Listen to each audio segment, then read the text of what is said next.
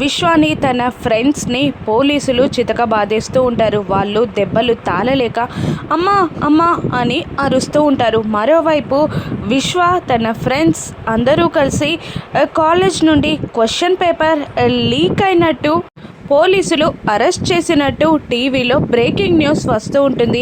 ఆ బ్రేకింగ్ న్యూస్ని జాను చూసి షాక్ అవుతుంది. ఒక్కసారిగా షాక్ అయిపోయి ఏడుస్తూనే జై సార్ అని పిలుస్తూ ఉంటుంది జాను. వాట్ జాను అని జై అడుగుతూ ఉండగా అదిగో చూడండి అని అంటూ న్యూస్ వైపు చూపిస్తూ ఉంటుంది. నిన్న నైట్ క్వశ్చన్ పేపర్ లీక్ చేశాడంటూ విశ్వని తన ఫ్రెండ్స్ని పోలీసులు అరెస్ట్ చేశారంట.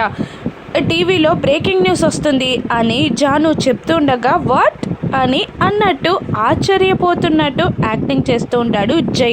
వాడు క్వశ్చన్ పేపర్ లీక్ చేయడం ఏంటి సార్, వాడు అటువంటి వాడు కాదు, వాడు అలా చెయ్యడు అని జాను నమ్మకంగా చెప్తూ ఉండగా జై ఎవరి కూర్చి ఎలా మారుతుందో ఎవరే పని చేస్తారో తెలియదు కదా జాను, అందరి కూర్చి అంత గుడ్డిగా నమ్మయకూడదు అని అంటూ ఉంటాడు జై. దాంతో జాను మనసు నిజంగా హట్ అవుతుంది.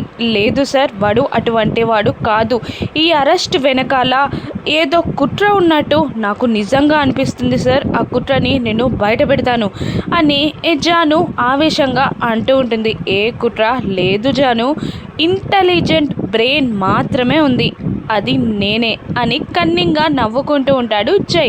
విశ్వ అరెస్ట్ వెనక జై ప్లానింగ్ ఉందని జాను తెలుసుకోగలదా?